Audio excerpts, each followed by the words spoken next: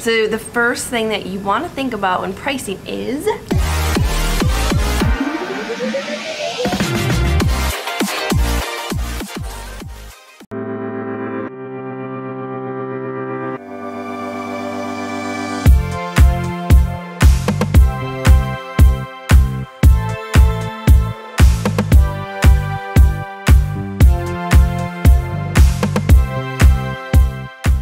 Hey guys. Welcome to another video.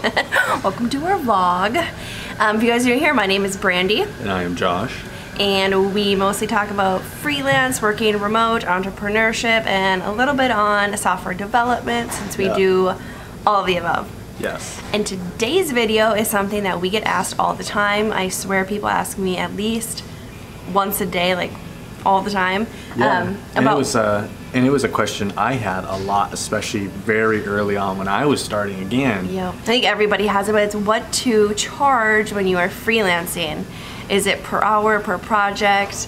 You know, what is your pricing structure supposed to look like? So today it's going to be a lot about how do you figure out what to price and how much. So the first thing that you want to think about when pricing is, what is everybody else charging?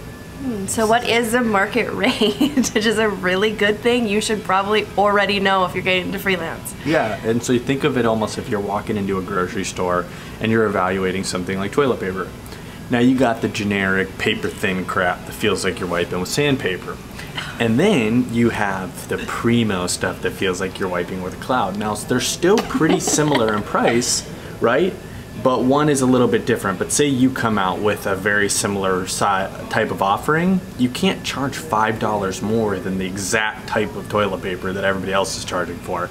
Nobody's gonna buy it. So you might lose the project if you're not charging at a competitive rate as everybody else. 100%. And when you're first starting off, a competitive advantage that you can have is actually charging a lower price, especially if you're new to the business and you're just trying to get people as clients and you're trying to get, you know, building up your portfolio, your resume, your testimonials, all this sort of stuff. Maybe you don't have a whole lot of credibility yet, so the only thing you can compete on is saying, I can do it cheaper than this person, and that will justify the risk they'll take on you, even though you might not have all the experiences, because they'll save more money by doing it with you. And the next thing to think about, which you touched on with the toilet paper analogy, would be, well, when do you charge for that premium price? Like, when can I charge more?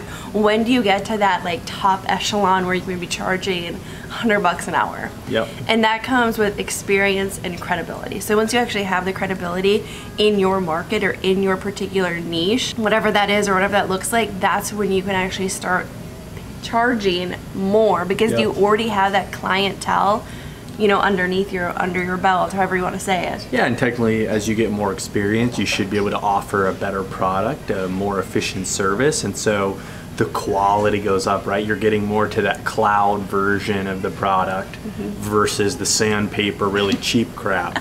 Not crap, but cheap stuff, you know what I mean? Like the very cheap stuff. And so, and also brand has a big, you know, when you walk into a store, let's say just Walmart, everybody probably knows Walmart, you're paying a different price for great value versus whatever, Charmin, right? Charmin's one we always know with the little dancing bears or whatever.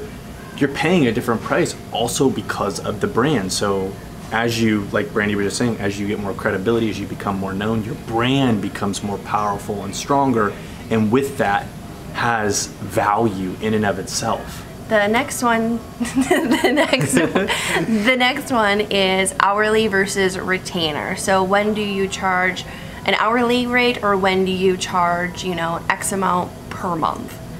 So what I think when it comes to something like this is we've done it both ways. And it actually a lot comes down to personal preference, but from my experience, if you have an ongoing client relationship that you were working more as an extension of their team versus very project specific stuff, then I would recommend doing retainer. If you're only gonna do a one-off project and there is not really a chance of you doing a whole lot of future work for them down the road, and they're just really hiring you for one thing, then probably per project works out best. If it's a mix of both, and it's something like, oh yeah, well we want you to build the first version of this, or we want you to do this first campaign, and then we want to extend it and keep going and see how it goes and tweaking it, and then go more on a case-by-case basis, that is definitely a good case for retainer, because sometimes with those types of projects, actually I'd say almost 100% of the time, the scope changes, they want more work or less work than expected. And so if you just say, hey, I want a retainer, and that way if the project ends up taking 2 months, you didn't only get paid for 1 month. The longer and the more they drag it out, the longer your retainer continues, the more money you can make. And it depends on what type of freelancing you're doing as well. Oh, for sure. Because I know, like, development, yeah, obviously that can be based on a sole project or a sole application or website that you're building. Yeah. But if you're freelance marketing or freelance writing or freelance, then you're gonna want to always do retainer, because it's guaranteed money. Yep. And I can almost always guarantee you're gonna put in more work than you had originally estimated. Yeah, which is always good. Another kind of like tip that I like to tell people is when you're doing contracts or proposals, always put in there that you want either a 60 to a 90-day review with a compensation increase based on performance, which means you have to work you have to work hard and, you know, do your best to work for those 60 to 90 days, but then that guarantees that at the end of those 60 or 90 days you can revisit how much you're making with them. Yes. And how much your contract value is. And when you're trying, and in addition to that, whenever you're trying to figure out how much to charge, and you're kind of, a lot of times you're charging based on the amount of time you think it's going to be required, I would say always double it. If what you think it's going to be, double the amount of time you think. We naturally default to being optimistic, and a lot of people are hesitant to give a bigger number because like, well, no, you know, if it only takes me 10 hours, then I only have to charge this much, and this little amount will sound really good to them, or that 10 hours will sound really, really good because it sounds really fast. In reality, it's just going to take you 20, and you just need to literally swallow that and embrace it, because it's always better to say more and deliver a lower amount than, I said that wrong. It's going to take you 20 hours and you do it in 15 versus saying you're going to take 10 and it takes you 15. It's better to kind of, it's like undersell and over deliver. Yes, undersell, over deliver. It's better to kind of face that hard conversation off the bat and then celebrate when you exceed their expectation versus having to face that down the road and honestly underwhelm them because it took you much longer than you expected. Yep. As Josh is still grooming his hair. And we didn't say specific price ranges per hour because it's so broad and range. You're really going to get the initial gauge when you research Upwork, Fiverr, maybe not Fiverr, but Upwork, honestly what people are hiring those positions for. Yeah. Do your research to figure it out. And it depends on your guys' skill set. It depends on your skill set and what level of skill you have in that particular skill set. For sure.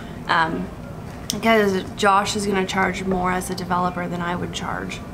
Because I'm a senior level versus somebody that's like a mid-level developer. You know what I mean? It just, and it's like number of years experience. There's like or how many hours you have. Types of projects you've worked on. Yeah, it's just different. So keep those things in mind. We hope this was helpful. We hope you guys were able to are able to apply what we've said to your freelancing career, or if you're just starting out, because those are things that we've all had questions about or didn't know, and you figure out as you go. And the more projects you do, the more comfortable you'll get with pricing. Yep. And the less like scary it is to talk about cost.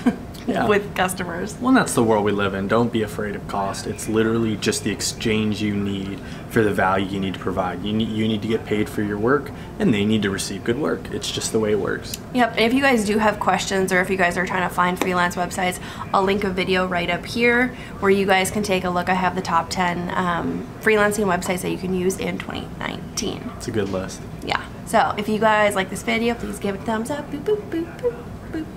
And of course, subscribe to our channel below. See you guys.